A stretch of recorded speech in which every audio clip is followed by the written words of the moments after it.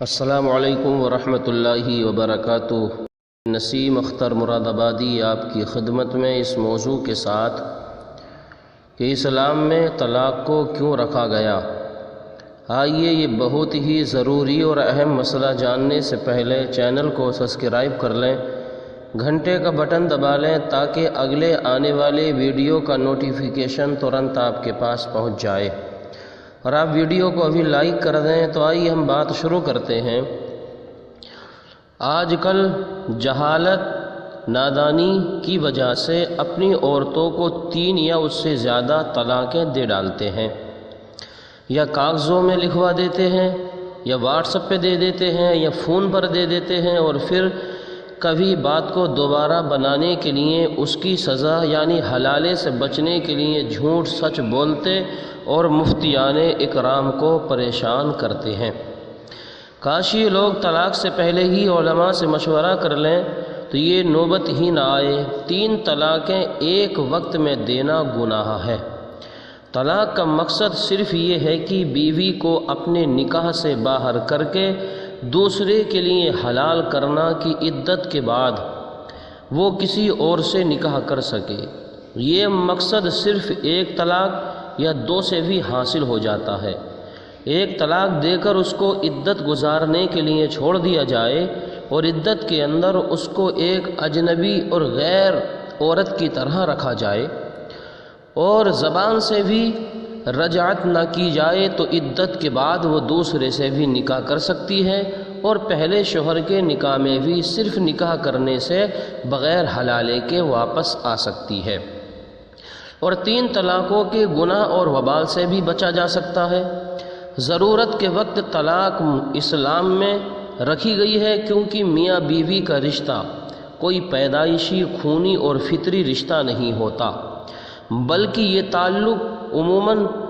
جوانی میں قائم ہوتا ہے۔ تو یہ ضروری نہیں کہ محبت قائم ہی ہو جائے، بلکہ مزاج اپنے اپنے، عادتیں اپنی اپنی، اور طور طریقے اپنے اپنے، خیالات و رجحانات الگ الگ ہونے کی صورت میں بجائے محبت کے نفرت پیدا ہو جاتی ہے، اور ایک دوسرے کے ساتھ زندگی گزارنا نہایت مشکل بلکہ کبھی کبھی ناممکن بھی ہو جاتا ہے،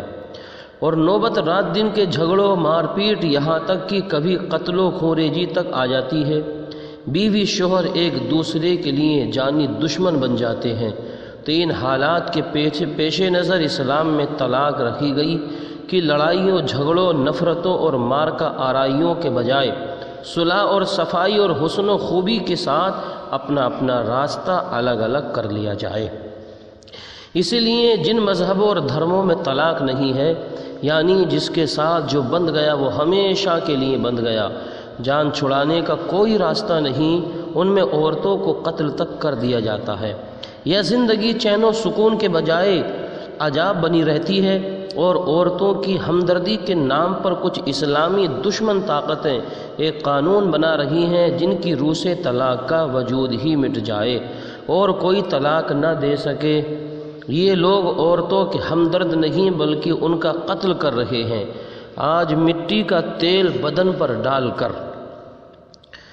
عورتوں کو جلانے، پانی میں ڈبونے، زہر کھلا کر مارنے والے جیسے خوفناک کاموں کو انجام کون دے رہا ہے؟ یہ وہی لوگ ہیں جو کسی بھی صورتحال میں طلاق کے روادار رہیں، اور جب سے ہر حال میں طلاق کو عیب اور برا جاننے کا رواج پڑا، تبھی سے ایسے دردناک واقعات کی تعداد بڑھ گئی۔ ہم پوچھتے ہیں کہ کسی عورت کو مارنا، جلانا، ڈبونا، بے رحمی سے پیٹنا بہتر ہے، یا اس کو مہر کی رقم دے کر 7 عزت کے طلاق دے دینا، اور کسی عورت کے لیے اپنے شوہر کو کسی طرح راضی کر کے اس سے طلاق حاصل کر لینا اور اپنی آزادی کرا کے کسی اور سے نکاح کر لینا بہتر ہے، یا یاروں، دوستوں، آشناؤں سے مل کر شوہر کو قتل کرانا؟ آج اس قسم کے واقعات و حادثات کی زیادتی ہے جن کا اندازہ اخبارات کا مطالعہ کرنے سے ہوتا ہے، اور اگر معاشرے کو برقرار رکھنے کے لیے اسلام نے شوہر اور بیوی کے جو حقوق بتائے ہیں ان پر عمل کیا جائے تو یہ نوبتیں نہ آئیں اور لڑائی جھگڑے اور طلاق تک کی بات ہی نہ پہنچے۔